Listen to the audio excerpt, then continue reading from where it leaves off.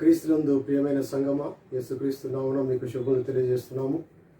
ఈరోజు మనకు Bible study ఉన్నది కనుక దయచేసి మీరు మీ గ్రంథములను పరిశీలించవలసిందిగా మిమ్మల్ని కోరుతున్నాము. గడిచిన కొన్ని వారాల నుండి మనము రెండవ రాకడలోని కొన్ని మాటలు మనము ఈ బైబిల్ స్టడీలో తెలుసుకుంటున్నాము. మరి ఈరోజు కూడా ఈ రెండవ రాకడలోని మరి యొక్క కోణాన్ని మనము ఈరోజు తెలుసుకుందాము. మత్తయి సువార్త 24వ అధ్యాయంలో మనం పరిశీలించినప్పుడు దేవుడు యేసుప్రభు వారు మరి యొక్క విషయాన్ని మన ముందు ఉంచుతున్నాడు. కనుక ఈరోజు ప్రాముఖ్యంగా మీ ముందు నేను ఈ బైబిల్ స్టడీలో మాట్లాడబోయే ఒక అంశము సిద్ధపడుతున్న సంఘము పాత్ర. సిద్ధపడుతున్న సంఘం యొక్క పాత్ర అని కూడా మనము చెప్పవచ్చును.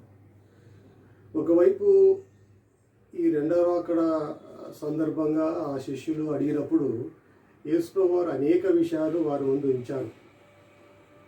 ఎంతోమంది మోసం చేయడానికి వస్తారని, తర్వాత ఒలియకొండ యొక్క ప్రాముఖ్యత గురించి తెలియజేశాడు. తర్వాత యుగాంతం ఏ విధంగా ఉంటుందని ఆ విషయాలు తెలియజేశాడు. కానీ మరి ఒక వైపు మనం ఈ యొక్క అధ్యాయాన్ని పరిశీలించినప్పుడు మరి యొక్క కోణాన్ని కూడా ఇందులో మనము చూడగలము. అది సిద్ధపడుతున్న సంఘము యొక్క పాత్ర. మరి ఈ రెండవ రాకడ సమీపిస్తున్నప్పుడు, ఈ రెండవ రాకడ దగ్గరలో ఉన్నప్పుడు యేసుప్రభు వారు తన సొంత స్వరక్తమిచ్చి సంపాదించిన సంఘము ఆ రెండవ రాకడ కొరకు సిద్ధపడుతున్నది. అది వాస్తవం. ఈ సిద్ధపడుతున్న సంఘము మరి ఏమి చేయాలి, అది ఆ యొక్క కోణాన్ని మనం ఈరోజు మనం ధ్యానిద్దాం. ఏ సంఘం అయితే యేసుప్రభు వారు తిరిగి వస్తారని ఎంతో ఆశతో ఎదురు చూస్తుందో ఆ సంఘము, ఆ సిద్ధపడుతున్న సంఘము ఆ రెండవ రాకడకు ముందు మరి ఈ సంఘం ఏమి చేయాలి అని మనము అనే మాటలు మనం ముందు ఉంచుకున్నప్పుడు కొన్ని మాటలు ఈ 24వ అధ్యాయంలో మరి సంబంధిత వచనాల్లో కూడా మనం కొన్ని విషయాలు చూడగలం. కనుక ఈ సిద్ధపడుతున్న సంఘం యొక్క పాత్రలో మీ ముందు ముఖ్యంగా ప్రధానంగా 3 మాటలను, 3 అంశాలను మీ ముందు ఉంచాలని నేను ఆశపడుతున్నాను. మొట్టమొదటిది, సిద్ధపడుతున్న సంఘము ఏమి చేయాలి అన్నప్పుడు, సంఘం అన్నప్పుడు విశ్వాసుల సమూహం. మరి ఆదిమ సంఘంలో ప్రాముఖ్యంగా ఈ సంఘము యేసుప్రభు వారు శిరస్సైన సంఘము, పరిశుద్ధాత్మ దేవుడు పరలోకం నుండి దిగి కుమ్మరింపబడినప్పుడు ప్రారంభించబడిన సంఘంలో మొట్టమొదటిగా ఎవరున్నారంటే అపోస్తలులు. కనుక అపోస్తలులతో ప్రారంభమైంది ఈ సంఘం. దీన్నే మనం ఆదిమ సంఘం అంటాం. కనుక అదే అపోస్తలు ఈ ఒలివకొండ మీద ఉండి యేసుప్రభు వారిని ఈ రెండవ రాకడ గురించి అనేకమైన ప్రశ్నలు వేశారు. కనుక ఒక సంఘం అక్కడ ఉన్నది, ఓలివ కొండ మీద ఒక సంఘం అక్కడ ఉన్నది. కనుక ఈ సంఘానికి ప్రభువారు వారు చేయవలసిన పనులను కూడా వారికి తెలియజేసినట్లు మనము చూడగలము. ఈ సిద్ధపడుతున్న సంఘము ఏమి చేయాలన్నప్పుడు మొట్టమొదటిగా ఎటువంటి సంఘం అన్నప్పుడు ఇది పరీక్షించే సంఘం. ఈ యేసుప్రభు వారి కోసము ఏ సంఘం అయితే సిద్ధపడుతుందో ఈ సంఘము మొట్టమొదటిగా ఏమి చేయాలంటే పరీక్షించాలి. అందుకోసమే 4వ వచనంలో ఆ మాట రాయబడింది కదా. ఏమని రాయబడింది? యేసుప్రభు వారు వారితో ఇట్లా, నేను ఎవడును మిమ్మల్ని మోసపరచకుండా చూచుకొనుడి, జాగ్రత్తగా ఉండడని చెప్పి మనం తెలుసుకున్నాం. కానీ మరి ఆ వచనాలు మళ్ళీ చదువుతున్నప్పుడు పదే ప్రభు వారు ఏమంటారు అంటే, అబద్ధ బోధకులు వస్తారు, అబద్ధ ప్రవక్తలు వస్తారు, వారు రకరకాల వాటిని బోధిస్తారు. సో ఇవన్నీ ఈ అబద్ధ బోధలు, కల్పన వాక్యములు, అబద్ధ క్రీస్తు విరోధమైనటువంటి వాక్యాలు ఇవన్నీ బోధించబడుతుంటాయి. మరి ఇటువంటి సమయంలో సంఘం ఏమి చేయాలన్నప్పుడు దీర్ఘవాక్యంలో చాలా స్పష్టంగా రాయబడింది. సంఘం ఏమి చేయాలంటే పరీక్షించాలి, పరీక్ష చేయాలి. కనుక ఈ రెండవ రాకడ వచ్చే సమయంలో, ఈ రెండవ రాకడ కోసం ఎదురు చూస్తున్న ఈ సంఘము, మనము విశ్వాసుల సమూహమైన మనము మొట్టమొదటిగా ఏమి చేయాలంటే, ఎలా ఉండాలంటే పరీక్షించే సంఘంగా ఉండాలని వాక్యం ద్వారా మనం తెలుసుకుంటాము. ఇంకా విపులంగా మనము తెలుసుకోవాలంటే దయచేసి చూడండి, 1 యోహాను పత్రిక 4వ అధ్యాయంలో ఈ యోహాను శిష్యుడు ఈ కొండ మీద ఉన్నాడు. రెండవ రాకడ గురించి ప్రశ్న అడిగిన శిష్యులు కూడా యేసు ప్రేమించిన శిష్యుడైన యోహాను ఇక్కడ ఉన్నాడు. ఆ యోహాను ఈ మాటలు విన్న యోహాను మనకు ఇంకొక మాట చాలా స్పష్టంగా మనకు తెలియజేస్తున్నాడు. చూడండి, ఆ మొదటి యోహాను పత్రిక 4వ అధ్యాయం మొదటి వచనంలో ఒక మాట చెప్తున్నాడు. మొదటి యోహాను 4వ అధ్యాయం మొదటి వచనం చూడండి. అక్కడ ప్రియులారా, అనేకులైన అబద్ధ ప్రవక్తలు లోకంలోనికి బయలు వెళ్ళి ఉన్నారు కనుక ప్రతి ఆత్మను నమ్మక ఆయా ఆత్మలు దేవుని సంబంధమైనవో కావో పరీక్షించుడి. ఎంత చక్కగా చాలా సరళంగా ఆ మాట రాశాడు. ఎంతోమంది ఈ అబద్ధ బోధకులు లోకంలో బయలుదేరారు. లోకంలో ఉన్న ప్రతి దేశంలో, లోకంలో ఉన్న ప్రతి భాషలో ఉన్నటువంటి జనంలోనికి ఈ అబద్ధ బోధకులు బయలుదేరారు. వారి చేతిలో ఏముంది? అబద్ధ బోధ ఉంది. వారి చేతిలో ఏదైతే నిజము కాదో, అసత్యంతో కూడుకున్నటువంటి ఒక బోధ వాళ్ళు కలిగి వారు బయలుదేరి ఉన్నారు. కనుక అటువంటి వారు ఎవరైనా సంఘంలోనికి రావాలని ప్రయత్నం చేస్తే వీరు ఎటువంటి వారంటే, వీరు లోకంలో బయలుదేరిన ప్రధానంగా వీళ్ళు ఎవరిని టార్గెట్ చేస్తారంటే క్రీస్తు సంఘములను, లేకుంటే యేసుక్రీస్తు నామమును ఆరాధించే ఈ సంఘములను వారు ప్రధాన గురి వాళ్ళది. కనుక వీరు ఈ అసత్య బోధతో, అబద్ధ బోధతో బయలుదేరి వస్తారు. అటువంటి వారు వచ్చినప్పుడు యోహాను ఏమంటారంటే, వెంటనే నమ్మక, వచ్చిన వెంబడే మీరు నమ్మక, ప్రతి ఆత్మను నమ్మక ఆయా ఆత్మలు దేవుని సంబంధమైనవో కావో మీరు పరీక్షించుడి అనే మాట రాయబడింది. ఇది సంఘంకున్న ప్రధానమైన బాధ్యత, ప్రధానమైన పని. ఎంతోమంది ఇప్పుడు ఈ ప్రస్తుత ప్రపంచంలో అయితే ఎంతోమంది బోధకులు బయలుదేరి ఉన్నారు. నిజంగా చాలా మంది ద్వారా దేవుడు తన స్వచ్ఛమైన హితబోధపరమైన సువార్తను దేవుడు ప్రకటిస్తున్నాడు. అది వాస్తవంగా ఎంతోమంది దేవుడు తన సేవకులను పిలుచుకొని ఎంతోమంది ద్వారా స్వచ్ఛమైన నిర్మలమైన వాక్యం ప్రకటించబడుతుంది. అందులో ఎలాంటి సందేహం లేదు. కానీ ఇటువంటి పరిస్థితుల్లో కొద్దిమంది, లేకుంటే 24 అధ్యాయంలో మనం చూసినప్పుడు అనేకులు బయలుదేరి అసత్య బోధతో కూడా వస్తున్నారు. కనుక మనము ఏ మారుపాటుతో ఉండాలి, చాలా జాగ్రత్తగా ఉండాలని చెప్తూ యోహాను భక్తులు ఏమంటే, మీరు అటువంటి వారిని మీరు పరీక్షించాలి. సో సంఘము ఈ పరీక్షించే పనిలో ఉండాలి.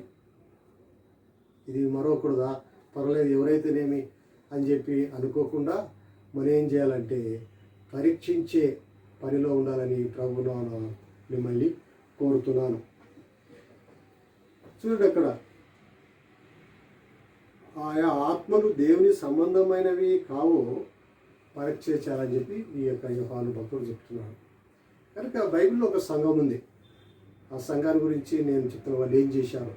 ప్రకటన గ్రంథాన్ని మనం పరిశీలించినప్పుడు ప్రకటన గ్రంథంలో ఏముందండి? ప్రకటన గ్రంథంలో 7 సంఘాలు మనకు రాయబడ్డాయి. 7 churches ఆర్ దేర్. ఆ 7 సంఘాలకు దేవుడు ఎటువంటి, ఆ సంఘాలు ఎటువంటి పరిస్థితుల్లో ఉన్నాయి, ఎటువంటి పనులు చేస్తున్నాయి, ఇంకా ఆ సంఘాల్లో ఉన్నటువంటి లోపములేమి అని 7 సంఘాల గురించి చాలా స్పష్టంగా దేవుడు తన ఆత్మ ద్వారా సంఘంతో మాట్లాడినట్లు మనం చూస్తున్నాం. అందులో మొట్టమొదటి సంఘము ఎఫెసీ సంఘం. ఈ ఎఫెసీ సంఘం చేసిన ప్రధానమైన పని ఏందో మనం ఒకసారి గమనిస్తే అది చాలా మనకు కూడా అది చాలా మంచిగా ఉంటుంది. చూడండి, ప్రకటన గ్రంథము 2వ అధ్యాయము మొదటి 2 వచనాలు చదివినప్పుడు అక్కడ ఎఫెసీ సంఘం చేసిన ప్రధానమైన పనిని మనము చూసి మనం కూడా నేర్చుకోగలం. ప్రకటన గ్రంథము 2వ అధ్యాయము మొదటి 2 వచనాలు. ఎఫెసీలో ఉన్న సంఘపు దూతకు ఇలాగూ వ్రాయము. ఎఫెసీలో ఉన్న సంఘానికి ఈ యొక్క లేఖ రాయబడింది. అందులో ఏమి రాయబడిందంటే, 7 నక్షత్రములు తన కుడి చేత పట్టుకొని 7 దీపస్తంభముల మధ్య సంచరించువాడు చెప్పు సంగతులేమనగా. 7 నక్షత్రాల్ని తన కుడి చేత పట్టుకున్న ఈయన తర్వాత 7 దీపస్తంభాల మధ్య, ఈ సంఘాల మధ్య సంచరిస్తున్న వ్యక్తి ఇప్పుడు ఈయన ఏం చెప్తున్నాడంటే ఎఫెసు సంఘాల గురించి మొట్టమొదటి మాట ఏం చెప్తున్నాడంటే చూడండి 2వ వచనంలో, నీ క్రియలను, నీ కష్టమును, నీ సహనమును నేను ఎరుగుదును, నీవు దుష్టులను సహింపలేవనియు అపోస్తలులు కాకయే తాము అపోస్తలులమని చెప్పుకొని వారిని పరీక్షించి వారు అబద్ధికులని నీవు కనుగొంటివని నాకు తెలియదు. సో ఎఫెసీ సంఘం ఉంది. ఎఫెసీ సంఘము చేసిన ఒక ప్రధానమైన పనిని మొట్టమొదటిగానే ఈ ఆత్మదేవుడు ఆ సంఘాన్ని గురించి చెప్తున్నాడు. మీరు ఒక పని చేశారు, అది నాకు చాలా మంచిగా అనిపించింది. ప్రతి సంఘము చేయవలసిన పని మీరు ఒక మాదిరికరంగా చేశారు. మీలో కొన్ని లోపాలు కొన్ని సవరించుకునే ఉన్నాయి, కానీ మొట్టమొదటిగా మీరు చేసింది ఏంటంటే మీ సంఘానికి కొద్దిమంది వచ్చారు. ఎలా వచ్చారు? మేము అపోస్తులమని చెప్పి వచ్చారు. వచ్చినప్పుడు మీరు ఒకవేళ వారిని చేర్చుకున్నారేమో, వారితో ఉన్నారేమో, కానీ మీరు వారు వచ్చిన తర్వాత మీరు ఏం చేశారంటే వీరు నిజమైన అపోస్తులలో కాదా అని చెప్పి మీరు వారిని పరీక్షించారు. ఈ ఎఫెసీ సంఘము చేసిన ప్రధానమైన పని ఏంటంటే ఎవరైతే వారి సంఘానికి అపోస్తులమని చెప్పుకొని వచ్చారో వారిని పరీక్షించారంట. ఇంతకీ వీరు అపోస్తులైనా? వీరి జీవన శైలి, వీరి మాట, వీరి ప్రవర్తన, వీరు చెప్పే వాక్యము అపోస్తుల విధంగా ఉందా అని చెప్పి వారు పరీక్షించారంట. సో ఎఫెసీ సంఘాన్ని మనం ఏమనొచ్చు? పరీక్షించిన సంఘం అది. విశ్వాసులతో మంచిగా మరి దేవుని ఆరాధిస్తున్న ఆ సంఘంలో ఈ అపోస్తులు వేరే వారు వచ్చి వారిలో మరి ఉండి అపోస్తులుగా వారు ప్రకటించుకున్నప్పుడు వీరు ఇంతగా అపోస్తులుగా కాదా, నిజమైన అపోస్తులుగా కాదా అని చెప్పి వారిని పరీక్షించారంట. పరీక్షించి వారు అబద్ధికులని కనుగొన్నారంట. చూడండి, ఇది మనం తెలుసుకోవాల్సింది. ఏదో వచ్చినారులో ఎవరైతేనేమని చెప్పి వారిని చూచి చూడనట్లు ఏమవుతుందో అని చెప్పి అనుకోలేదు, కానీ సంఘ క్షేమం కోసం, సంఘము సరైన మార్గంలో ఉండడానికి, సంఘము ఏ బోధ మీద అయితే నిలబడిందో ఆ బోధ విషయంలో ఏమాత్రం రాజీ పడకుండా ఉండడానికి వచ్చిన వారు నిజమైన వారో కాదని చెప్పి వారిని పరీక్షించారంట. ఆ పరీక్షలో వారికి ఒక తేడా కనపడింది. ప్రధానంగా వారు దేని విషయంలో పరీక్షించారంటే అపోస్తులు ప్రధానంగా వారిని ఎప్పుడు మనం జ్ఞాపకం చేసుకుంటామంటే అపోస్తులు ఎంతోమంది ఉన్నారు, 12 మంది ఉన్నారు. తర్వాత వారి పౌరులు కూడా అపోస్తులు అంటున్నాం. తర్వాత ఇంకా కొద్దిమంది బైబిల్లో అపోస్తులుగా రాయబడ్డారు. ఎంతోమంది అపోస్తులు ఉన్నప్పటికీ ఒక మాట బైబిల్లో అపోస్తుల కాలంలో మళ్ళీ ఒక మాట రాయబడింది. ఏం రాయబడింది అంటే గమనించండి, అపోస్తలుల బోధ. నేను ఇక్కడ 2 విషయాలు గమనించాలి. మొట్టమొదటి అపోస్తలులు వారు ఒక్కరు కాదు, 12 మంది ఉన్నారు. తర్వాత పౌలు, తర్వాత కొద్దిమంది చేరారు. ఎంతోమంది అపోస్తలులు ఉన్నారు, కానీ వారి బోధ మాత్రం ఒకటే. అపోస్తలుల బోధలు అని రాయబడలేదండి. అపోస్తలుల బోధ అంటే వారికి ఎంతమంది అపోస్తున్నా కానీ వారికి ఒక బోధ ఒకటే. ఆ బోధలో ఉన్న సారాంశం ఒకటే. ఆ బోధలో వాళ్ళు ప్రధానంగా చెప్పిన దేవుడు మరి వ్యక్తి ఒకరే. కనుక ఎంతమంది అపోస్తులైనా వారి బోధ మాత్రము ఒకటే. కనుక అపోస్తుల బోధ అని చెప్పి అక్కడ మనము చూస్తాము. కనుక ఈ అపోస్తుల బోధకు మూలము యేసు ప్రభువారు, ఈ అపోస్తుల బోధకు కేంద్రము యేసు ప్రభువారు, ఈ అపోస్తుల బోధకు సర్వస్వం యేసు ప్రభువారే. The total gospel is centered around Jesus Christ. ఆయన మరణ పునరుత్థానం గురించి తెలియజేయడమే అపోస్తుల బోధ, వేరేదేమి లేదు. దీన్నే మనము ఈ గ్రీక్లో ఏమంటామంటే కెరిగ్మా అంటారు అన్నట్టు. కెరిగ్మా అంటే it is all about death and resurrection of Jesus Christ. ఆయన జీవితము, లైఫ్, ఆయన మరణము, ఆయన పునరుత్థానం గురించి తెలియజేయడమే అపోస్తుల బోధ. కనుక ఎఫెసీ సంఘానికి ఆ బోధ బాగా తెలుసు, అపోస్తుల బోధ గురించి బాగా తెలుసు. కనుక ఎవరైతే మేము అపోస్తులమని చెప్పి ఈ సంఘంలో ప్రవేశించి చెప్పుకుంటున్నారో ఈ సంఘం వారు మెల్లగా వారిని పరీక్షించడం ప్రారంభించారు. మెల్లగా పరీక్షించి వారి బోధలో తేడా కనుక్కున్నారు. వారి బోధ క్రీస్తుకు విరోధంగా ఉంది. వారి బోధ క్రీస్తు మీద ఆధారపడిన బోధ కాదు, క్రీస్తు గురించి చెప్పే బోధ కాదని చెప్పి వీరు వెంటనే గ్రహించి వారిని కనుగొన్నారంట. అంటే వారు ఎంత అప్రమత్తంగా ఎంత జాగ్రత్తగా ఉన్నారో సంఘము వాక్యం యేసుక్రీస్తు వాక్యంలో పెంపారుచు ఉండాలని ఒక విషయంలో ఆ సంఘం వారు తమ కర్తవ్యాన్ని నెరవేర్చినట్లు మనం చూస్తున్నాం. కనుక దేవుని బిడ్డలారా, ఈ రోజుల్లో కూడా ఎంతోమంది తాము అపోస్తులు కాకపోయినప్పటికీ అపోస్తులం అని చెప్పి చెప్పుకుంటున్నారు. తాము ప్రాఫిట్స్ కాకపోయినప్పటికీ వీఆర్ ప్రాఫిట్స్ అని చెప్పుకునే వారు ఎంతోమంది ఉన్నారు.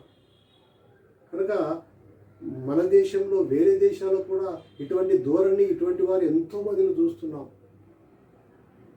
కనుక మనము వచ్చిన వారిని వెంటనే వారిని మనం పరీక్షించే పనిలో మనం ఉండాలి. వాక్యానుసారంగా వీరి బోధ, వీరి జీవితము, వీరి ఆలోచన, వీరి ప్రవర్తన ఉందా లేదా అని చెప్పి మనము గమనించవలసిన బాధ్యత ఉంది. కనుక దేవుని బిడ్డలారా, ఈ ఎఫెసు సంఘం అయితే పరీక్షించింది, వారు అపోస్తులు కాదని చెప్పి కనుగొన్నారు. They found they are not original apostles అని. కనుక మనము ఈ విధంగా ఉండాలని ప్రభువును వెళ్ళి కోరుతున్నాము. ఒకవేళ పౌలు జీవితాన్ని మనం పరిశీలించినప్పుడు కూడా పౌలు యేసు ప్రభు వారి చేత పిలువబడిన తర్వాత ఆయన పరిచర్య అంతా స్వార్థ పరిచర్యలో ఆయన ఉన్నాడు. అనేకమైన సంఘాలను ఆయన స్థాపించినంత మాత్రమే కాకుండా సంఘం క్షేమం కోసము, సంఘము ఎల్లప్పుడూ విశ్వాసం ఎదగాలని చెప్పి మరి అనేకమైన పత్రికలు రాశాడు అని మనం చూశాం. ఈ విధంగా సంఘాలతో సంబంధం పెట్టుకున్నాడు. ఆయన ఒక స్థలంలో ఉన్నప్పటికీ వేరే స్థలంలో ఉన్న సంఘాలతో ఈ పత్రికల ద్వారా సంబంధం పెట్టుకున్నాడు. మీరు ఎలా ఉన్నారు, విశ్వాసం ఎలా ఉన్నారు, దేవుని యొక్క వాక్యంలో ఏ విధంగా ఎదుగుతున్నారని చెప్పి అనుక్షణం వారి ఆత్మీయపరమైన ఏకక్షమాలు తెలుసుకుంటూ ఉండేవాడు. కొన్నిసార్లు ఏం చేసేవాడంటే తన దగ్గర ఉన్న అనుచరులు, తన శిష్య గణంలో వారిని కొద్దిమందిని పంపించేవాడు. వెళ్ళండి, ఫలానా కొరింథీ సంఘానికి వెళ్ళండి, ఫలానా గలతీ సంఘానికి వెళ్ళండి, చూడండి ఆ సంఘం ఏ విధంగా ఉంది, నాకు ఆ సంఘపరమైన ఆత్మీయ సమాచారం నాకు కావాలని చెప్పి తన దగ్గర ఉన్న మరి అనుచరులను పంపేవాడు. కొన్నిసార్లు తిమోతిని పంపాడు, కొన్నిసార్లు తీతును పంపాడు. ఈ విధంగా తన దగ్గర ఉన్న వారిని పంపాడు. అయితే ఇక్కడ మనం ఒక విషయాన్ని గమనించాలి. ఎప్పుడైతే ఆయన ఒక వ్యక్తిని తన దగ్గర ఉన్న శిష్యులను వేరే సంఘానికి పంపాలనుకున్నప్పుడు ఆయన ఒక పని చేసేవాడు. ఏదో అజమాయిషిగా సరే నీవు వెళ్ళరా అని చెప్పి ఒక సంఘానికి ఎప్పుడూ ఆ విధంగా పంపలేదు. పంపకముందు ఒక విషయాన్ని ఆయన చేసేవాడు. చూడండి, నేను ఒక మాట మీ ముందు చూస్తాను. 2వ కొరింథీయులకు రాసిన పత్రిక 8వ అధ్యాయము 22వ వచనం. ఇక్కడ కొరింథీయులకు ఈ పత్రిక పౌలు రాశాడు. ఈ రాస్తూ ఆ సంఘము ఏ విధంగా ఉంది తెలుసుకోవడానికి కొద్దిమందిని పంపుతున్నాడు. అందులో తీతు ఉన్నాడు, తర్వాత ఇంకా కొద్దిమంది ఉన్నారు. ఒక సహోదరుని కూడా ఈ పౌలు పంపుతున్నాడు. కనుక పంపుతున్నప్పుడు ఎలా చెప్తున్నాడు చూడండి. 22వ వచనంలో ఏం చెప్తున్నారు అంటే 2వ కొరింథీయులకు రాసిన పత్రిక 8వ అధ్యాయము 22వ వచనం. అక్కడ ఏం రాయబడిందంటే, మరియు వారితో కూడా ఈ తీతు తర్వాత ఇంకా మిగతా వారితో కూడా మేము మా సహోదరుని పంపుతున్నాము. మీ సంఘంలోని క్షేమాలను తెలుసుకోవడానికి తీతు తర్వాత మా దగ్గర ఇంకో సహోదరుడు ఉన్నాడు, ఆయన పేరు ఇక్కడ రాయబడలేదు, ఆ సహోదరుని కూడా మేము పంపుతున్నామని చెప్పి పౌలు చెప్తున్నాడు. కనుక ఒక సహోదరుడు ఇక్కడ నుండి పౌలు దగ్గర నుండి కొరింథీ సంఘానికి ఒక సహోదరుడు పంపబడుతున్నాడు. కానీ ఆ పంపబడక ముందు పౌలు ఏం చేశాడంటే చూడండి, అక్కడ చాలా మంచిగా రాయబడింది. మరియు వారితో కూడా 22వ వచనం, మరియు వారితో కూడా మేము మా సహోదరుని పంపుతున్నాము. చాలా సంగతులలో అనేక పర్యాయములు అతన్ని పరీక్షించి అతడు ఆసక్తి గలవాడనియు ఇప్పుడును మీ ఎడల అతనికి కలిగిన విశేషమైన నమ్మిక వలన మరి ఎక్కువైన ఆసక్తి గలవాడనియు తెలుసుకొని ఉన్నాము. పౌలు వారి సహోదరుని కొరింథీ సంఘానికి పంపకముందు ఈ సహోదరుని గురించి అనేక సార్లు అనేక విషయాల్లో పరీక్షించాడంట. ఈ సహోదరునికి నిజంగా సేవలో ఆసక్తి ఉందా, వాక్యంలో ఆసక్తి ఉందా, మరి భారం ఉందా అని చెప్పి ఒక్కసారి కాదు అనేక సార్లు అని మాట రాయబడింది. అనేక సార్లు పరీక్ష చేశాడంట పౌలు ఆ సహోదరుని గురించి. ప్రతి పరీక్షలో ఇంతకు ఈ వ్యక్తి నెగ్గుతాడా ఓడిపోతాడా అని చెప్పి ప్రతిసారి అనేక పర్యాయంలో పరీక్షించాడు. కానీ అంత మాత్రంగా అనేక విషయాల్లో పరీక్షించాడు. ఓర్పులో, వాక్యంలో, సహనములో, మరి విశ్వాస విషయంలో, ప్రతి ఒక్క విషయంలో ఈజ్ బీయింగ్ టెస్టెడ్.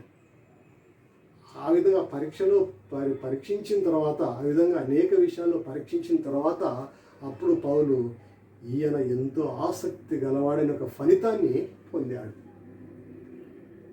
అటువంటి జాగ్రత్తలు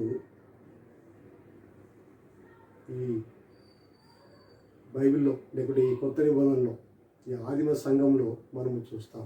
సంఘం విషయంలో బహు జాగ్రత్తగా ఉండేవారు. సంఘం ఏ విధంగా తప్పుడు బోధన చేత, హెరిటికల్ టీచింగ్ చేత ఏమాత్రము ప్రలోభాలకు పోకుండా స్వచ్ఛమైన యేసుక్రీస్తుకు సంబంధించిన, ప్రభువారికి సంబంధించిన సువార్తలోనే పెంపాలని, ఎదగాలని ఎల్లప్పుడూ చాలా ఏమరుపాటుతో జాగ్రత్తగా వాళ్ళు ఉండేవారు, పరీక్షించేవారు. కనుక ప్రియమైన సంఘమా, ఈ సత్యాన్ని మనం తెలుసుకుందాం. ప్రభు రాకడ కోసం మనం అందరము సంఘంగా ఎదురు చూస్తున్నాం కనుక ఆయన రాకడకు ముందు సంఘంగా సిద్ధపడుతున్న సంఘంగా మనం ఏం చేయాలంటే పరీక్షించే సంఘంగా ఉండాలి. మన సంఘము వాక్యంలో హితబోధపరమైనటువంటి మరి వాక్యంలో, ఆరోగ్యకరమైనటువంటి వాక్యంలో మన సంఘం ఎదగాలి. ఎటువంటి కల్పన కథలకు సంబంధించిన వాక్యము మన సంఘంలో జొరబడకూడదు. మన సంఘంలో అబద్ధ బోధకులకు సంబంధించిన అటువంటి మాటలు, అటువంటి పోకడులు మన సంఘంలోనికి రానియకుండా మనము ఎప్పటికప్పుడు జాగ్రత్తగా ఉండి పరీక్షించే సంఘంగా మనం ఉండాలి. సో ఈ విధంగా పరీక్షించే సంఘంగా మనం ఉండాలంటే మనం కూడా ఈ వాక్యంలో పరిపక్వత సాధించాలి. ఎవరికి వారు, ఎవరంటే వారు పరీక్ష చేయలేరు. ఎవరు పరీక్ష చేయగలరంటే ఎవరైతే సన్నద్ధులై ఉంటారో, ఎవరైతే ఆ విధంగా ఎక్విప్ అంటాం కదా, ఆ విధంగా అన్ని విధాలుగా మరి సన్నద్ధులై ఉంటారో, ఆ పరిపక్వత కలిగి ఉంటారో వారే పరీక్ష చేయగలరు. మరి ఈరోజు మన పరిస్థితి ఏ విధంగా ఉంది? వాక్య విషయంలో మన పరిస్థితి ఏ విధంగా ఉంది? మనం ఒకసారి పరిశీలిద్దాం. దేవుని యొక్క వాక్యంలో పౌలు ఒక మాట ఉంటాడు, కాలం బట్టి చూచితే మీరు బోధకులుగా ఉండాలి, కానీ ఇంకా మీరు పాలు తాగే వయసులోనే ఉన్నారు. అంటే ఇంకా వాక్యంలో ఎదుగుదల ఇంకా రాలేదు, ఇంకా అక్కడనే ఉన్నారు. ఎన్నో సంవత్సరాల నుండి సంఘానికి వస్తున్నాము, వాక్యం వింటున్నాం, కానీ ఆ ఎదుగుదల లేదు. కనుక ఈ ప్రస్తుత పరిస్థితుల్లో అనేకమైన మరి వితండ బోధలు మనం వింటున్నాం. కనుక ఈ ప్రస్తుత పరిస్థితుల్లో మనం వాటిని ఎదుర్కోవాలంటే మనము ఆత్మీయంగా, వాక్యపరంగా ఎదగాలి, పరిపక్వత సాధించాలి, ఆ వాక్యం లోతుల్లోకి వెళ్ళాలి. వాక్యాన్ని మరి మన హృదయంలో సమృద్ధిగా నివసించే విధంగా మన సంఘము ఆ విధంగా ఉండాలని ప్రభువునామ కోరుతున్నాను. కనుక ఈ సిద్ధపడే సంఘంలో మొట్టమొదటి పాత్ర, ఎటువంటి పాత్ర సంఘం ఏ విధంగా చేయాలంటే పరీక్షించే సంఘంగా ఉండాలని ప్రభువునామ మనము తెలుసుకుంటున్నాము. మనం ఇక్కడ ఒక విషయాన్ని గమనించాలి.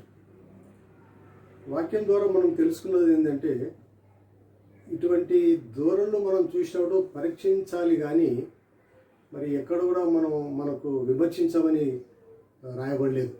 కనుక పరీక్ష వేరు, విమర్శ వేరు.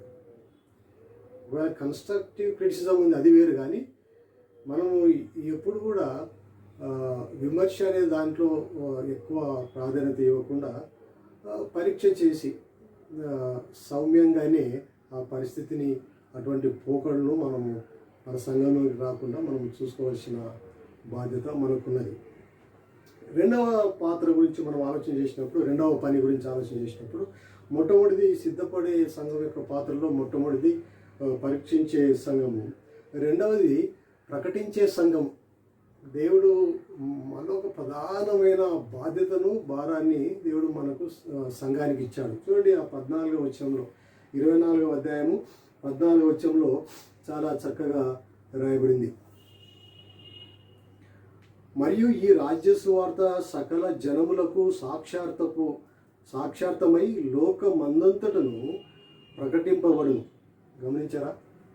యేసుప్రభువు వారు ఈ సువార్త, ఈ రెండవ రాకడ గురించి చెప్తూ మరొక ప్రాముఖ్యమైన అంశాన్ని మన ముందు వస్తున్నది. ఏంటంటే, ఈ రాజ్య సువార్త సకల జనములకు సాక్షార్థమై లోకమందంతట ప్రకటింపబడును అని చెప్పి రాయబడింది. కానీ మళ్ళీ భూలోకంలో ఎవరు ప్రకటించబడాలి? భూలోకంలో ఎవరు ప్రకటించాలి? కనుక ఈ ప్రకటించే బాధ్యతను దేవుడు సంఘానికి ఇచ్చాడు. భూలోకంలో, పరలోకంలో కాదు, భూలోకంలో. కనుక భూలోకంలో సువార్తను ప్రకటించే బాధ్యత ఈ సంఘానికి ఇచ్చాడు. కనుక నేను ఇంతకుముందే చెప్పాను, ఆ ఓలియో కొండ మీద శిష్యులు ఉన్నారు. ఆదిమ సంఘంలో వారే మరి సంఘం ప్రారంభంలో వాళ్ళే ఉన్నారు. కనుక మరి సంఘానికి ప్రారంభంలో ఉన్నటువంటి ఆ శిష్యులు, ఆ అపోస్తులు ఆ కొండ మీద ఉన్నారు కనుక వారితో ఈ మాట చెప్తున్నారు కనుక ఆ బాధ్యత వారికి అప్పగింపబడింది. ఒక రకంగా సంఘానికి ఈ బాధ్యత అప్పగించబడింది. సువార్తను ప్రకటించే సంఘంగా మనం ఉండాలి. ఇది ఎంతో ముఖ్యమైన విషయం.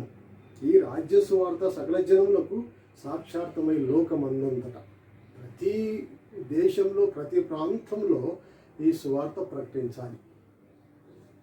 సకల జనములకు, ఇందులో ఏ భేదం లేదు. ఏ మతపరమైన లేకుంటే సంస్కృతిపరమైన భాషపరమైన భేదం లేకుండా ప్రతి ఒక్కరికి ఈ రక్షణ సువార్త, అపోస్తలులు ప్రకటించిన సువార్తను ప్రకటించవలసిన బాధ్యత దేవుడు సంఘానికి ఇచ్చాడు.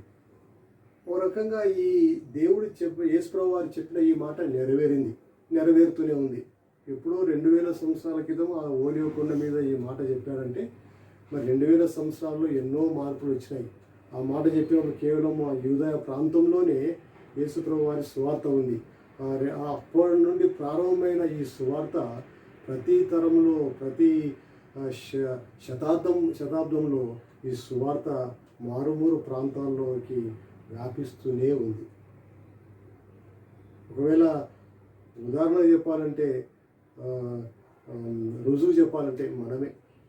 ఈ యొక్క సువార్త ఈ మాటలు చెప్పబడినప్పుడు నిజానికి ఇది కేవలం ఆ యూదయ ప్రాంతంలోనే ఉంది.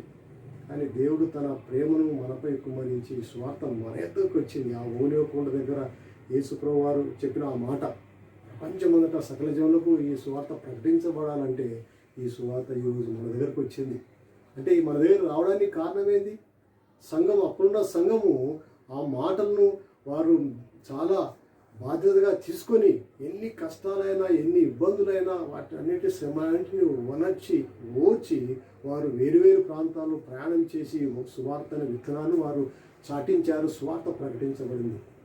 వారు యేసుప్రభువు వారు చెప్పిన గ్రేట్ కమిషన్, ఆ మాటలను తూచా తప్పకుండా పాటించినందుకే, అనేకమైన త్యాగాలు చేసినందుకే ఈరోజు ఈ సువార్త మరి ప్రపంచం అంతటా వచ్చింది, మన దగ్గరకు వచ్చింది. దీని అర్థం ఏంటంటే మరి ఈ సువార్త మన దగ్గరకు వచ్చిందంటే మరి ప్రపంచమంతటా మొత్తం ప్రకటించబడినట్లు కాదు. ఇంకా అనేక ప్రాంతాల్లో ఇంకా సువార్త తెలియని ప్రజలు ఇంకా ఎంతోమంది ఉన్నారు. ఆ బాధ్యత ఎవరిదంటే క్రీస్తు నమ్మిన మనము, సంఘంగా ఏర్పడబడిన మనము ఆ బాధ్యతను తీసుకోవాలి. ఈ తరంలో, ఈ స్థలంలో, ఈ సమయంలో మనకు దేవుడు ఆ బాధ్యత ఇచ్చాడు. ఆ బాధ్యత నెరవేర్చవలసిన మరి ఆవశ్యకత మన మీద ఉంది. The mission mandate should be carried by us. You have to preach this gospel of love to the people. సకల జనములకు సాక్షార్థమైనప్పుడు ఒకవేళ ప్రభువారు వచ్చినప్పుడు వారు మాకు సువార్త ప్రకటించవలేదని చెప్పడానికి వీల్లేదు. అందుకోసమే చూడండి, ఒకవేళ ఆ 30 వచనంలో ఏం రాయబడింది? అప్పుడు మనుష్య కుమారుడు ప్రభావంతోనూ మహామహిమతోనూ ఆకాశం మేఘారూఢుడై వచ్చుట చూచి భూమి మీద ఉన్న సకల గోత్రములు వారు రొమ్ము కొట్టుకుందరు. ఎప్పుడైతే యేసుప్రభువు వారు ఆ మేఘం మీద వచ్చినప్పుడు భూమి మీద ఉన్న సకల జనులు, గోత్రం వారు రొమ్ము కొట్టుకుంటారట. అంతేగాని ప్రభావ మాకు ఈ సువార్త తెలియదు, ఎవరు చెప్పలేదని చెప్పడానికి వీల్లేదు. ఎందుకంటే ప్రతి ఒక్కరికి సువార్త అందుతుంది. అందిన తర్వాత కూడా వారు ఆ సమయంలో తిరస్కారం చేసినప్పుడు, ఎప్పుడైతే యేసుప్రభువు వారు వస్తారో అప్పుడు రొమ్ము కొట్టుకుంటారంట. అయ్యో, మాకు సువార్త ప్రకటించబడింది, యేసుప్రభువు వారే నిజమైన రక్షణ తెలియజేయబడింది, కానీ అప్పుడు మేము లెక్క చేయలేదు, తిరస్కారం చేశాము అని చెప్పి మాకు ఇప్పుడు అవకాశం లేదు, మాకు ఎవరు చెప్పలేదని చెప్పడానికి లేదే అని చెప్పి వాళ్ళు రొమ్ము కొట్టుకుంటారు. కనుక దేవుని బిడ్డలారా, దేవుడు మనకి గొప్ప అవకాశం ఇచ్చినాడు. మనం కూడా ఒకప్పుడు చీకట్లో ఉన్నవారం, అన్యజనులైన మనము దేవుడు తన ప్రేమ చేత మరి రాజవంశముగా క్రీస్తు బిడ్డలుగా మనల్ని చేర్చుకున్నాడు కనుక ఈ రక్షణ సువార్త మనకు అందింది కనుక ఈ రక్షణ సువార్తను మనము వేరే వారికి అందించే సంఘంగా మనం ఉండాలని ప్రభువును మళ్ళీ కోరుతున్నాను. చూడండి, ఎన్నో ఆటంకాలు ఉన్నప్పటికీ ఈ సువార్త ప్రకటించబడుతూనే ఉంది. చూడండి, ఒకసారి 6వ వచనం నుండి 9వ వచనం చూసినప్పుడు అక్కడ అపాయాలు ఉన్నాయి. చూడండి 6వ వచనం నుండి 9వ వచనం వరకు యుద్ధములు, కరువులు, భూకంపములు, ఎన్నో అపాయాలు ఉన్నాయి. అపాయాలు. తర్వాత 10వ వచనంలో ఏమో రాయబడింది, అనేకులు అభ్యంతరపడి. మొట్టమొదటిది అపాయములు, రెండవది అభ్యంతరములు. అనేక మంది అభ్యంతరపడతారంట సువార్త విషయంలో కానీ, లేకుంటే నేను క్రైస్తవులని చెప్పుకోవడానికి, లేకుంటే క్రీస్తుని నమ్మడానికి అనేకమైన అభ్యంతరాలు, సమాజపరమైన అభ్యంతరాలు, కుటుంబపరమైన అభ్యంతరాలు, మతపరమైన అభ్యంతరాలు, ఈ విధంగా ఎన్నో అభ్యంతరాలు ఉన్నాయి. ఒకవైపు అపాయములు ఉన్నాయి, ఒకవైపు అభ్యంతరములు ఉన్నాయి. తర్వాత 11వ వచనం ఏముందంటే అనేకులైన అబద్ధ ప్రవక్తలు, అంటే అబద్ధ బోధలు ఉన్నాయి. మూడవది అబద్ధ బోధలు. 4వది 12వ వచనంలో అక్రమము విస్తరించుట చేత. 4వది అక్రమము, లాలెస్నెస్. ఎవరు ఇష్టం వచ్చిన రీతిగా వారు కొంతమంది జీవించే విధానం కలిగిన వారు. వారు ఎవరు లెక్క చేయరు. నేను నా జీవితము నా ఇష్టము అని చెప్పి జీవించేవారు అనేకులు ఉంటారంట. సో మనం ఏం చూసాము ఇక్కడ?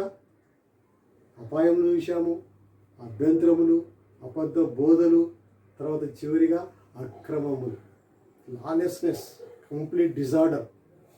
ఇన్ని ఉన్నప్పటికీ, ఇన్ని ప్రతిబంధకాలు, ఇన్ని ఆటంకాలు ఉన్నప్పటికీ ప్రభువారు ఏమంటారంటే ఈ రాజ్య సువార్త లోకమందంతటా ప్రకటింపబడును. ఈ అపాయాలు, ఈ అభ్యంతరాలు, లేకుంటే ఈ అబద్ధ బోధలు, లేకుంటే ఈ మరి అక్రమాలు ఈ సువార్తను ఆపలేవో. No one can prevent and stop this gospel, the spread of gospel. It will continue to be permeated through this world in spite of all difficulties. That is the power of gospel. చూశారండి ప్రస్తుత పరిస్థితులు, ఎలాంటి పరిస్థితుల్లో మనం ఉన్నాము? Corona virus ప్రపంచాన్ని వణికిస్తుంది. ఒక సూక్ష్మ జీవి ప్రపంచాన్ని అంతటినీ వణికిస్తుంది. ఎక్కడి వారు అక్కడ ఉన్నారు, కదలలేక. చాలా మట్టుకు మనము మన పని పాటల్లో అన్నిటినీ కొన్ని రోజులు పక్కన పెట్టి మనం ఉన్నాం. కానీ ఒక విషయం గమనించారా? ఇన్ని ఆటంకాలు, ఇంత మరి అలజడి, ఇంత మరి పరిస్థితులు ఉన్నప్పటికీ, విపత్కర పరిస్థితులు ఉన్నప్పటికీ సువార్త మాత్రము కొనసాగుతూనే ఉంది. ఒక రకంగా చెప్పాలంటే మునుపెన్నడు లేని విధంగా ఈ పీరియడ్లో ఎక్కువ సువార్త ప్రకటించబడుతుంది. అనేకులు బయటికి వచ్చి సువార్తను ప్రకటిస్తున్నారు. ఇది చాలా సంతోషకరమైన విషయం. మారుమూల ప్రాంతాల్లోకి ఈ సువార్త ఆన్లైన్ ద్వారా, వివిధ మాధ్యమాల ద్వారా సువార్త అందుతూనే ఉంది. ప్రపంచమంతటా ఎప్పుడు లేని విధంగా కరోనా ద్వారా అనేకులు మరి ఒకలాంటి భీతిలోకి, ఒకలాంటి పరిస్థితిలోకి వచ్చి ఎలాగైనా సరే కొద్దిసేపైనా సువార్తను వినాలి, దేని యొక్క వాక్యాన్ని వినాలని ఆశతో ఉన్నట్టు మనం చూస్తున్నాం. అనేక ద్వారాలు తెరవబడ్డాయి, అనేక హృదయాలు యేసుక్రీస్తు సువార్త వినాలని ఆశతో ఉన్నట్లు మనం గమనిస్తున్నాం. కనుక ఇటువంటి ఆటంకాల్లో కూడా సువార్త ఆగిపోలేదు. ఇంకా ప్రబలంగా ఈ సువార్త ప్రపంచమంతటా వ్యాపిస్తూనే ఉంది. దేశాల్లో వ్యాపిస్తూనే. ఎంతోమంది దేశాది నేతలు కూడా మరి ఏడుస్తూ ప్రార్థిస్తున్నట్లు మనం చూశాం. కనుక లోకమందంతటా ఈ సువార్త ప్రకటింపబడును. ఈ సువార్త ప్రకటింపబడుతుంది కనుక ఆ ప్రకటింపబడే సువార్తలో భాగస్థులుగా మనం ఉండాలి. మన సంఘము భాగస్థులుగా ఉండాలి. We are the partners in the spreading of the gospel of love of Jesus Christ. ఆ బాధ్యత దేవుడు మనకి ఇచ్చాడు.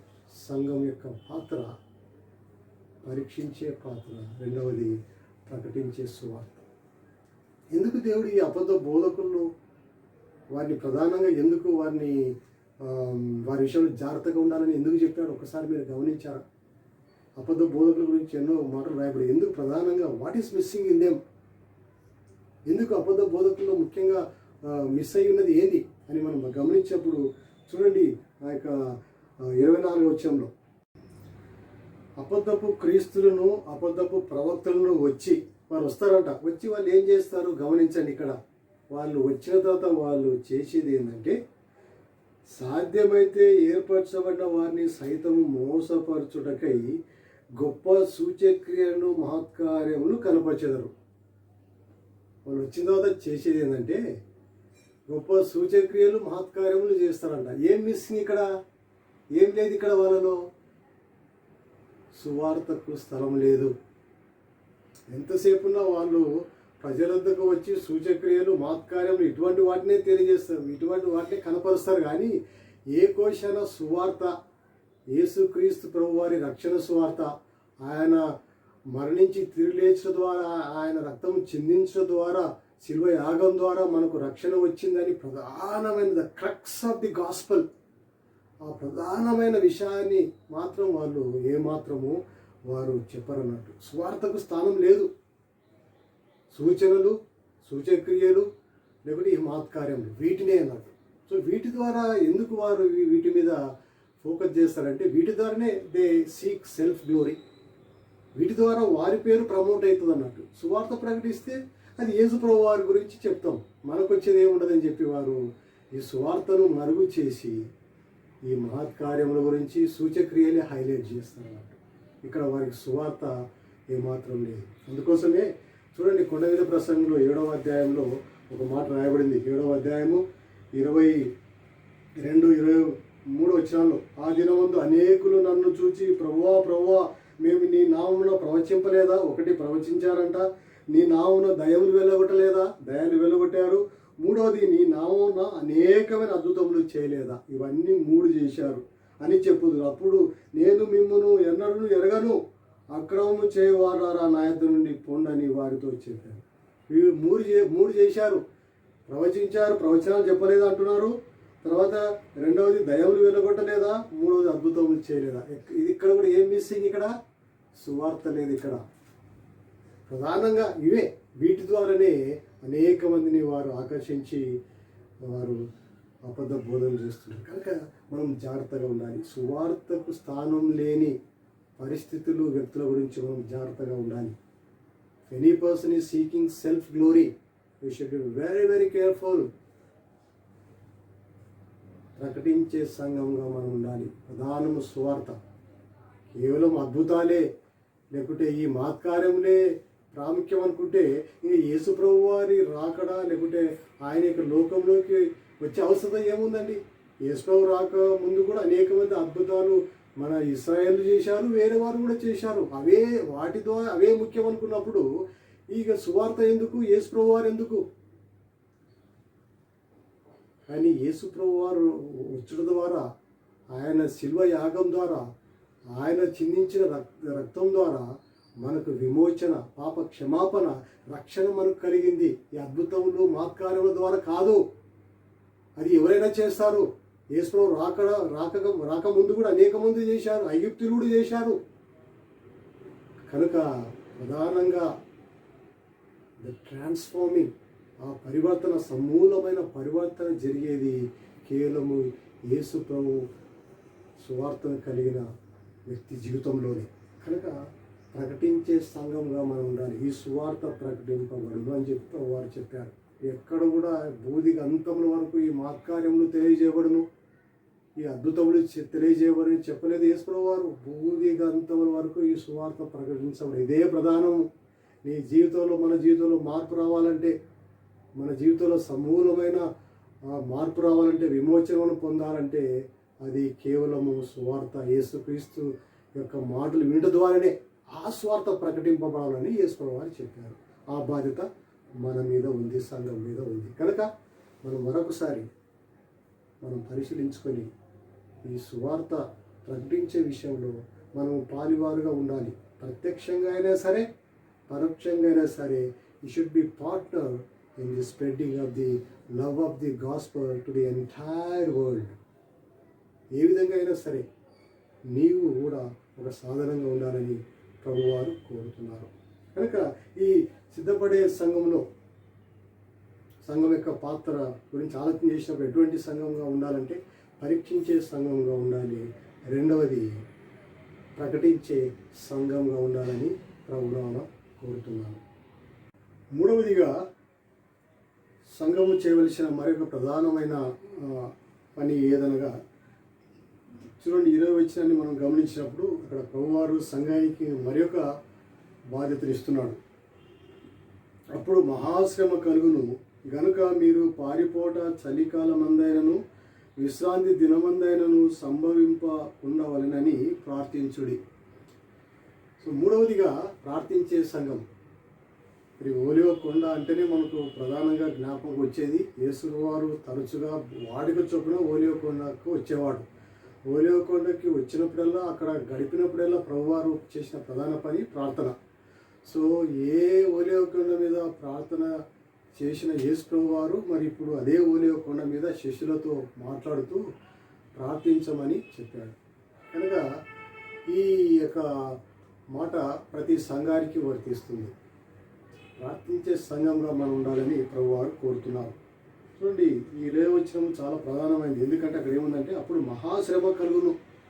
ఇది మామూలు శ్రమ కాదు, శ్రమలు కలుగుతున్నాయి. లోకం పుట్టిన మొదలుకొని ఇంతవరకు శ్రమలు అనేక విధాలుగా కలుగుతూనే ఉన్నాయి. కానీ ఇక్కడ ప్రభువారు ఏమంటారంటే మహాశ్రమ, గ్రేట్ ట్రిబులేషన్. ఎటువంటి మహాశ్రమ అంటే ఇది ఇంతకుముందు లోకారంభము నుండి ఎప్పుడు కూడా కలగలేదు, తర్వాత కూడా ఎప్పుడు కూడా కలగదు. అటువంటి మహాశ్రమ కలుగుతుందని చెప్పి ప్రభువారు చెప్తున్నారు. అందుకోసమే ఏమంటారంటే ప్రార్థించండి. ఎందుకు ప్రార్థించాలి? బాగా గమనిస్తే మనం ఒక విషయాన్ని అక్కడ తెలుసుకుంటాము. ఈ వచనమును మనం ఖచ్చితంగా తెలుసుకోవాల్సిన మాట ఏంటంటే అప్పుడు మహాశ్రమ కలుగును గనుక మీరు పారిపోట చలికాలమందైనను విశ్రాంతి దినమందైనను సంభవింపకుండాలని ప్రార్థించండి. అంటే దీని ద్వారా మనం తెలుసుకోవాల్సింది ఏంటంటే మహాశ్రమలు తప్పక కలుగుతాయి. మహాశ్రమలు కలుగును కనుక ఆ శ్రమలు రాకుండా ప్రార్థించమని ప్రభువారు చెప్తలేరు. శ్రమలు వస్తున్నాయి, మహాశ్రమలు కలగబోతున్నాయి కనుక ఏ విధంగా సరే ఈ మహాశ్రమలు రాకుండా మీరు ప్రార్థన చేయండి అని చెప్తలేడు ప్రభువారు. ఏమంటున్నారంటే మహాశ్రమలు కలుగును, వాటి నుండి మీరు తప్పించుకోలాగున మీరు మరి చలికాలం ముందు అది కలగకుండా విశ్రాంతి దినం ముందు కలగకుండా మీరు ప్రార్థన చేయండి అని చెప్పి చెప్తున్నారు. అంటే ఒక రకంగా తప్పక మహాశ్రమలు కలుగును. It is must. Great tribulation is must. No escaping from it. అందుకోసమే మరి ఆ మహాశ్రమలు వచ్చినప్పుడు మనము లేకుంటే ఆ సమయంలో ఉన్నవారు దాని నుండి తప్పించుకోవడానికి మరి అది చలికాలం మందు జరగకూడదని, తర్వాత విశ్రాంతి దినమందు జరగకూడదని చెప్పి ప్రభువారు అందుకోసం ప్రార్థించమని కోరుతున్నారు. కనుక సంఘానికి మనకి బాధ్యత ఉంది. ఆ శ్రమల్లో అనేకులు మరి చాలా భయంకరమైన శ్రమలు అని చెప్పి మనం చూస్తాము. ప్రకటన గ్రంథము 16వ అధ్యాయంలో చూసినప్పుడు ఆ 7 ఉగ్రత పాత్రలు, దేవుని కోపమని ఆ ఉగ్రత పాత్రలు పట్టుకున్న దేవదూతలు మనం చూస్తాము. వారు ఒకటి తర్వాత ఒకటి ఆ ఉగ్రత పాత్రను భూమి మీద కుమ్మరించినప్పుడు మహాశ్రమలు కలుగు. కనుక ఇటువంటి శ్రమలలో కూడా దేవుడు ఒక మార్గాన్ని మన కోసం ఏర్పాటు చేశాడు. ఆ సమయంలో కూడా ఏ విధంగానే సరే ఆ శ్రమల నుండి తప్పించుకోవడానికి ఒకవేళ అప్పుడున్న సమయంలో ఎవరైతే ఉంటారో మరి కొద్దిమంది ఏమంటారంటే ఆ మహాశ్రమల కాలం ముందు చాలామంది ఆ మహాశ్రమల కాలం ముందు సంఘం ఎత్తబడుతుంది. ఎవరైతే మిగిలి ఉన్నారో ముఖ్యంగా ఏర్పరచబడిన వారు యూదులు, ఇశ్రాయేలు ఉంటారు కనుక మరి అటువంటి వారి విషయంలో దేవుడు కనికరం చూపలాగున ఒక మార్గము దేవుడు ఏర్పాటు చేశాడు. ఆ సమయంలో కూడా ఆ మహాశ్రమంలో కూడా మరి దేవుడు కృప చూపులాగున ప్రార్థించమని యేసుప్రభువు వారు చెప్పారు. కనుక దేవుని బిడ్డలారా మనం ప్రార్థిస్తాం. సంఘముగా ఈ బాధ్యత మనకు ఉన్నది. తప్పక రెండవ రాకడ తప్పక వస్తుంది. రెండవ రాకడకు ముందు ఈ మహాశ్రమలు తప్పక వస్తాయి. ఈ మహాశ్రమల నుండి తప్పించుకోలాగున దేవుడు అప్పుడున్న వారు లేకుంటే ఈ సమయంలో వస్తే మనమైనా ఎవరైనా సరే అందులో నుండి తప్పించుకోవడానికి క్షేమంగా ఉండడానికి ప్రార్థించమని ప్రభువారు చెప్పారు. కనుక మనం ప్రార్థించే సంఘంగా మనం ఉండాలని కోరుతున్నాం. కనుక దేవుని బిడ్డలారా మరి ఈ సిద్ధపడుతున్న సంఘం గురించి అనేక విషయాలు మనం నేర్చుకున్నాం, సిద్ధపడుతున్నాం. కానీ రెండవ రాకడ వైపు మనం ఎంతో ఆశతో ఉన్నాం. కానీ ఆ సమయంలో మనం చేయవలసిన విషయాలు కూడా మనం జ్ఞాపకం చేసుకున్నాం. వాటిని చేస్తున్నప్పుడు మన సంఘాన్ని మనం ఇంకా ఎక్కువగా జాగ్రత్తగా కాపాడుకోగలం. కనుక మనం చేయవలసింది ఏంటంటే మొట్టమొదటి పరీక్షించే సంఘంగా మనం ఉండాలి. రెండవది ప్రకటించే సంఘంగా మనం ఉండాలి. మూడవది ప్రార్థించే సంఘంగా మనం ఉండాలి. దేవుడి గొప్ప ఆధిక్యతను, అటువంటి గొప్ప భారాన్ని, ఆ బాధ్యతను దేవుడు మనకు, మన సంఘానికి దేవుడిగా ఇచ్చేందుగాక. మీరు ఈ బైబిల్ స్టడీలో పాల్గొన్నందుకు మీకు అందరికీ వందనాలు తెలియజేస్తున్నాను.